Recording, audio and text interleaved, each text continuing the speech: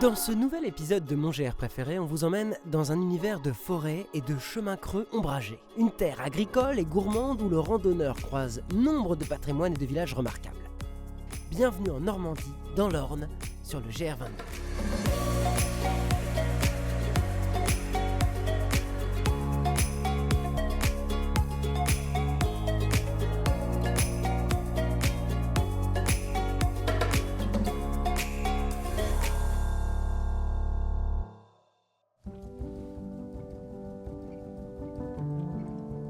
Oh, le paysage a bien changé depuis la Vanoise.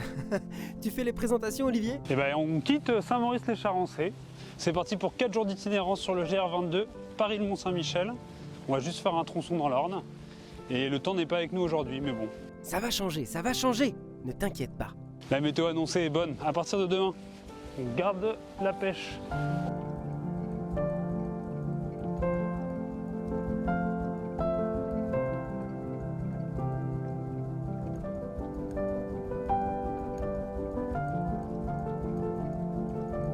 Mais attends, c'est déjà la pause ? Ça fait déjà 2 heures de marche, mais c'est vrai que quand tu passes devant la brasserie du Perche, c'est sur le GR, il faut bien s'arrêter. Franchement, c'est un spot extraordinaire que je recommande. Et je reviendrai, c'est presque sûr.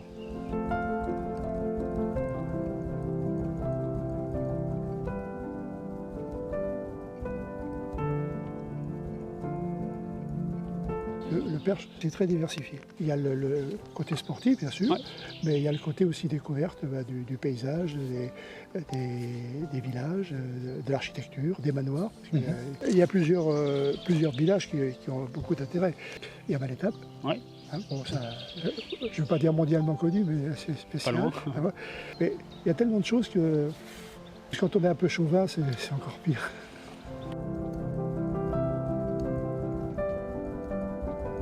Oh, c'est beau là. Ouh, dites donc, c'est cadeau. Ça y est, elle est bonne la météo. Écoute, après quand même 2 semaines de pluie, c'est un vrai bonheur de voir le soleil pointer son nez. Sauf que le paysage est bien vert, donc là aujourd'hui on a tout qui est réuni pour passer une magnifique journée. Et je crois que demain ça sera pareil aussi.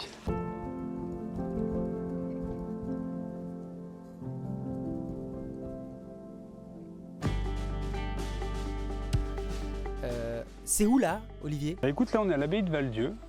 Puis pour te dire quelques infos topo, c'est une abbaye qui est fondée en 1170 par Rotrou IV, comte du Perche, pour accueillir une communauté de Chartreux. Non, ce qui est assez impressionnant, il faut regarder, c'est que l'abbaye d'époque était vraiment énorme en fait. Là on voit juste l'entrée. Et comment ça, énorme ? On a un bâtiment en face des yeux qui était l'équivalent de l'entrée de l'espace et qui devait faire peut-être 10 fois en profondeur ce qu'on peut voir là.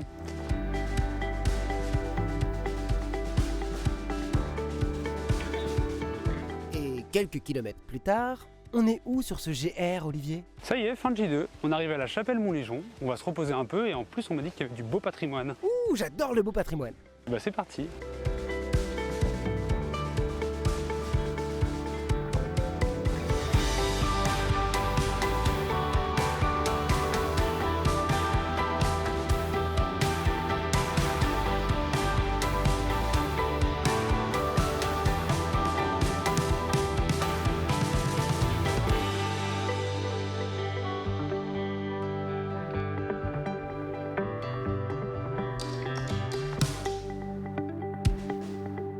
Ce qui fait la richesse du Perche, c'est la beauté des paysages. Il y a une harmonie. En fait, il y a une douceur. C'est vallonné, c'est rond. Il y a des ocres, il y a des verts tendres. Le colorama est plaisant. Enfin voilà, on est tout de suite un peu immergé. Quand on commence à prendre le premier chemin creux, en fait, on a l'impression directement de toucher, de sonder immédiatement le Perche, ce qu'est le Perche.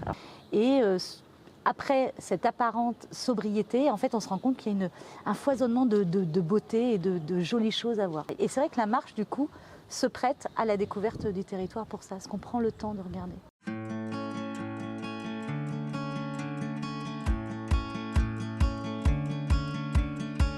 Ah, attention Olivier, tu traverses la Vélocénie là. Eh ben oui, c'est le moment émotion, c'est les souvenirs. Il y a 3 ans, j'étais sur cet itinéraire entre Paris et le Mont-Saint-Michel, mais à vélo cette fois. Arrête, je te crois pas. Je te promets, j'envoie les images.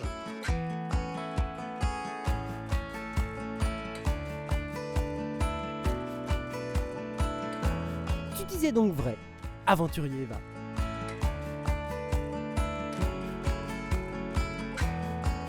moi je commence à avoir une petite faim. On mange quoi ce soir? Alors, ce soir, on mange une salade de gésier. Ça, c'est un chèvre chaud au miel et au cumin. Là, c'est un petit tartare de tomates. Et ça, ce sont les desserts. Et là, je vous amène les cassolettes chaudes. Super, Ok. merci beaucoup. Allez, bon appétit.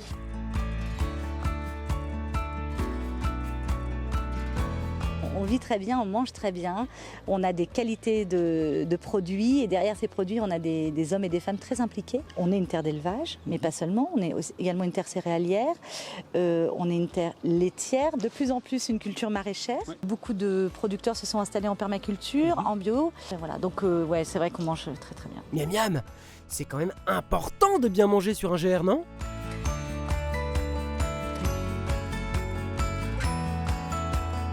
Bon bah ça y est, fin d'étape à Bélem, fin de GR22 pour moi, après ce passage de 4 jours dans l'Orne. Non, Olivier, attends, il faut absolument aller jusqu'à La Perrière. Tu ne vas pas t'arrêter là. La Perrière? Mais alors attends, il est midi, ça nous fait une étape de plus, tu penses que c'est jouable? Mais oui, c'est jouable, tu ne le regretteras pas, je te le dis. Écoute, on en a tellement parlé pendant la journée que... Bonus. C'est parti.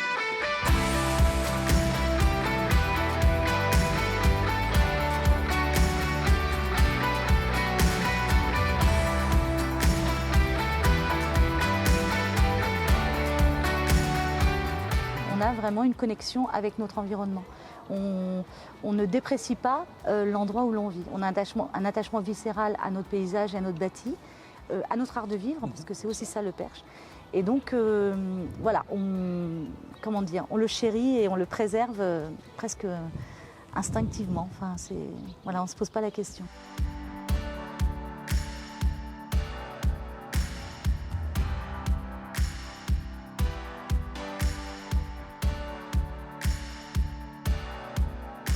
Mais qu'est-ce qu'il est mignon ce petit village, tu as vu Olivier? Ça valait quand même le coup. Bah ça y est, ouais, on est à La Perrière, c'est un petit village perché sur son éperon, c'est magnifique. Par contre, on a un bateau à prendre pour aller à Belle-Île, donc on se dépêche un peu. Rabat-joie.